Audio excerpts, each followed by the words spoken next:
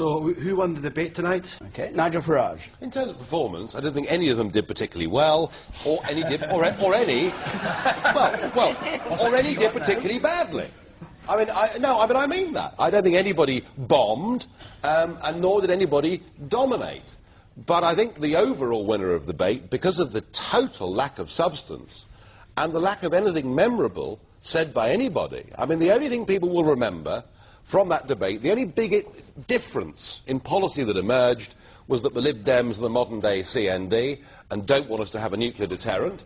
But other than that, I bet you tomorrow morning, any of you going to work, ask the person next to you on the bus or the train, can they remember a single phrase that was uttered by the leaders? I bet the answer is no. And for that, I think, because you literally can't put a cigarette paper between these parties on the major policies like immigration, I think the real winners tonight are the none-of-the-above party and the others. Right. People will not be inspired. More people will not turn out to the polls as a result of tonight's debate. People have picked up on the immigration debate, and I must say, I thought that was the most dishonest part of the entire debate. Firstly, Nick Clegg did not make clear that, of course, the Liberal Democrats believe in amnesties for illegal immigrants, and all three party leaders talk constantly about non-EU immigration, that being the bit that we still have some control over. None of them, of course, want to admit to the British public that what all three parties did was you opened the doors in 2004 to unlimited numbers of people from Eastern Europe, which was a highly irresponsible thing to do, and certainly none of you will dare to admit to the British public that you all want Turkey to join the European Union with free access to another 75 million people. Can we have a real debate, please, about immigration? By inviting the public to govern, are the Conservatives abdicating the important role of government and state in delivering the services our society needs? Nigel Farage, what do you make of this argument? I would say that our paid professional politicians running things centrally haven't actually done things very well. And so on the face of it, I like what the Conservative Party is saying on this. I mean, after all, UKIP exists to get power from Brussels to Westminster and then to devolve that power back out. So I like it on the face of it. However, to do it will take courage.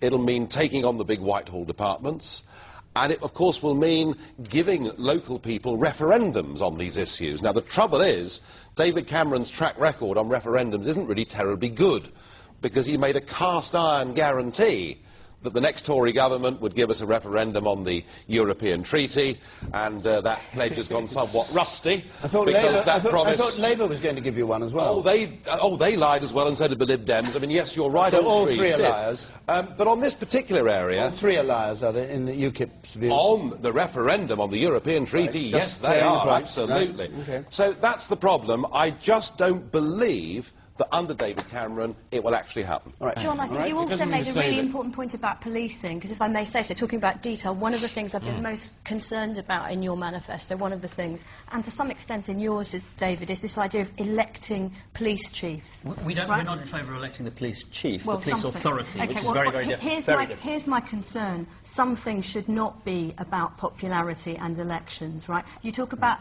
our concerns about politicians. Do you want to elect your police chief? Do you, and what, the BNP win that election, and you want to put your safety in their hands?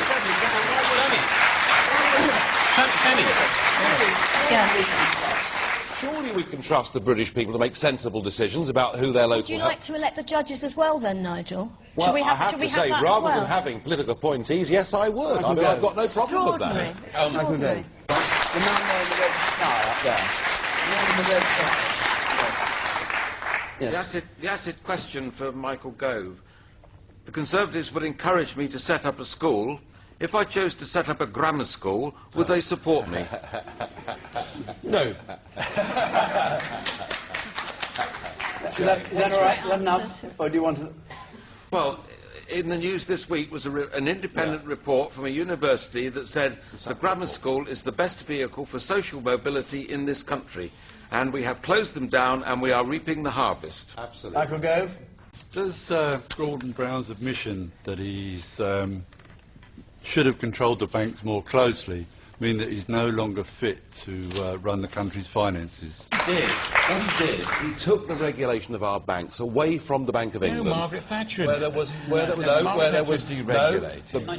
Bank of England had real ability and real power over our banking sector in 1997, and what Gordon Brown did was he took it away and gave it to a group of tick-box bureaucrats who had no expertise in the field whatsoever, and it was a disastrous mistake. Against the advice of the Governor of the Bank of England. Eddie George threatened to preside over this. And then when you look back, it all seems simple, but it does not seem simple. But John, your point was that experts were not advising. They were screaming very loudly, "Don't do it, Gordon," and he pressed ahead. And he sold 400 tons of gold. He sold 400 tons of gold at $260 an ounce. He was disastrous. Yeah. It seems to me, based on everything that everyone's been saying this evening, it's an issue of trust. In 1997, Tony Blair swept to power. He was highly popular. He had a huge majority in the House of Commons. He could have done anything, and he promised the world. What was his legacy with Gordon Brown as Chancellor? Beside him, a highly unpopular war in Iraq, and also swinging levels of public debt that's going to cripple this country for years to come.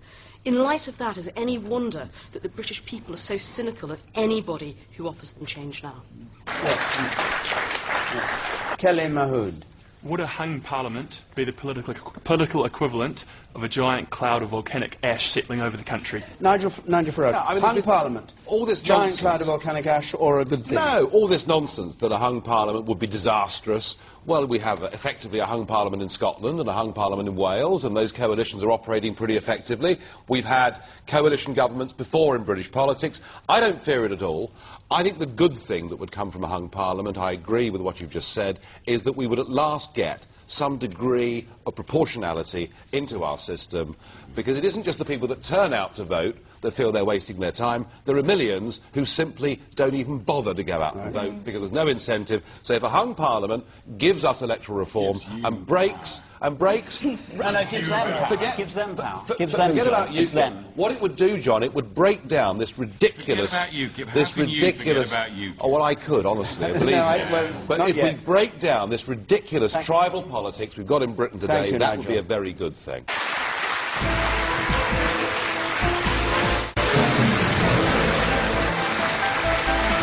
To find out more about who we are and what we stand for, go to the UK Independence Party website at www.ukip.org.